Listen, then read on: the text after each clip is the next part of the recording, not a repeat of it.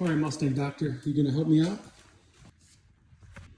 All right, Mustang Doctor, you gonna be ready to do it? Yep. Okay, wait till I tell you, okay? When I tell you to go, push the red button, okay? But don't do it until I tell you. Hey guys, Mustang Doctor, and we're just trying to diagnose this fueling issue, I believe. We just got the car back from the transmission shop, and I've been babying it for a couple weeks now, and we got about 200 miles on it. But this morning, it started to like cam chop almost, like it was a VCT solenoid that had maybe gone bad or was grounded because the timing seemed to be off, and the AFR dropped down to 6.7. I'm running E85, of course, so Stoic is 9.8, but the air to fuel dropped way down and it started cam chopping almost, and like the cams were off. So I shut it off, started it back up, same thing. I did a cam reset, a keep alive memory reset, and the car started fine and everything ran great at idle. Shut it off and was looking under the car, and it looked like it was leaking from the transmission bell housing, which led me to believe that maybe there was a gasket that was bad from the transmission work. But it didn't. It smelled like fuel, so it didn't really make any sense. Yep, you can do the handle. It didn't really make any sense, so decided to have Mustang Dr. Jr. jump in and prime the fuel pump here, and then we're gonna check and see if we can figure out what it is. And I'm pretty sure I know what it is now. All right, buddy, you ready to hit the red button? Wait till I tell you. Wait till I tell you. Let's see here. Okay, buddy, go for it. Yep, bingo. Shut it off, buddy.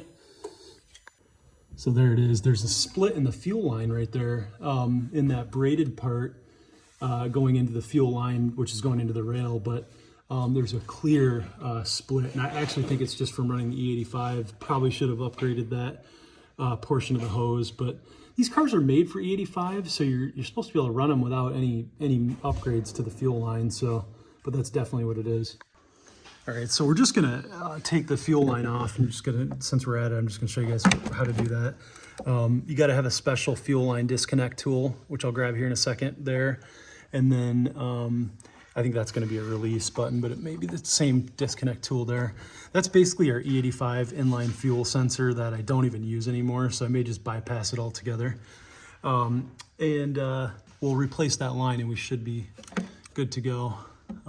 Probably replace that line too, actually, while we're at it, but for sure this one. And I'm not, strange how it's split, but I guess we'll take a look at it and see if I can figure out how and why. The cam chop issue, I believe, was just from some of the wiring getting doused with fuel here, and maybe even the plugs, but we'll have to just dive into that a little bit more. So essentially what we need is a fuel line disconnect tool, which I'll grab. And they look like this. You can get them in all different sizes and colors, and I think we're gonna need this particular size. Reason for it is it has a split here, and this goes right around the fuel line right here, and that's how it slips on there. See that, Mustang Doctor? Yeah. Yep, that's just gonna slip on right there like that, and that way we can get it in there. And we gotta get these pieces inside that thing to release the plastic, to release that piece so it pops off. So that's how that works, guys. I had to go off camera because I just want to make sure it wasn't pressurized, but that just slides on there. It presses in on the little plastic pieces inside there, and that's what opens it up and releases it, so we can pull this off the line. This is going to run, some of the fuel is going to run back out of here. So I'm going to get a towel, put underneath that. We don't need any more fuel getting on any more of the electronics. So just because I'm just gonna pull it off and see if it's dumping fuel. We'll have to put something else down here, but I think we're just gonna lose a little bit. Okay, so that's off. Yep, sure enough. Okay. Okay guys, so thankfully I had the stock fuel line helper hose, I guess you could call it, or pickup hose. It's coming from our fuel lines from the back of the car up into the fuel rail itself, and I just had the original one, which is good. I'm just going to put that back. But you know, I want to make a point again on these, because I've made this point before. again, another failed component of the ProFlex Commander system. So this ProFlex Commander is basically a way to run flex fuel on one of these cars without a tune. It piggybacks, it runs an inline fuel sensor, it plugs into a module that runs off Bluetooth to an app, and then it piggybacks on all the injectors, so there's a bunch of extra wiring in here too. But this system has failed, another component of this system failed on me before, where the module just got too hot, and it basically cooked the module. And I was tuning it at that time as well, which I should have just ripped it out. But it failed, and it was causing the injectors just not to report back to the ECU. So we just, no matter what we did to the fuel trims, it just was rich, and it wasn't running right.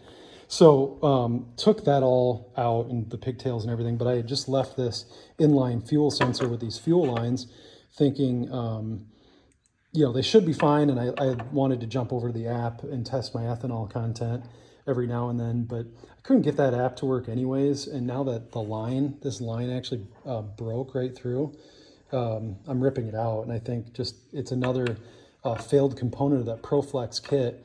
I mean, before you spend $1,000 on a flex fuel kit from ProFlex, just get a tune. Just get an E85 tune or an E85 flex fuel tune. It's way cheaper, and you're not going to have these issues, which is insane. I just can't even believe this. This was designed for it's literally an E85 kit, and the lines don't even hold up. And I've only had this on for maybe a year and a half. So just wanted to point that out. But basically, at this point now, we're just gonna get this out of the way, and we're just connecting the last piece of the fuel line. And here, you guys can see this is gonna go right back over where I showed you how we disconnected it. That's gonna pop right back on there. And then we're gonna pop this down, and that's what's gonna hold it in place around this inner lip, which is also why you have to use the fuel line disconnect tool to get it off. So we should be good now. We're gonna do a test, prime of the fuel pump, make sure nothing else is leaking, but obviously that's what it was. Just peek in here and make sure everything's dry. Yeah, we'll probably dry some of that out. We'll do a test prime here and then get this thing back together.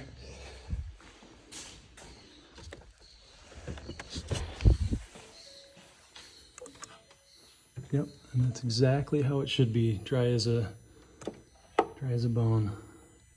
Perfect. All right, guys, well, that's it. Ended up just being, as I said, the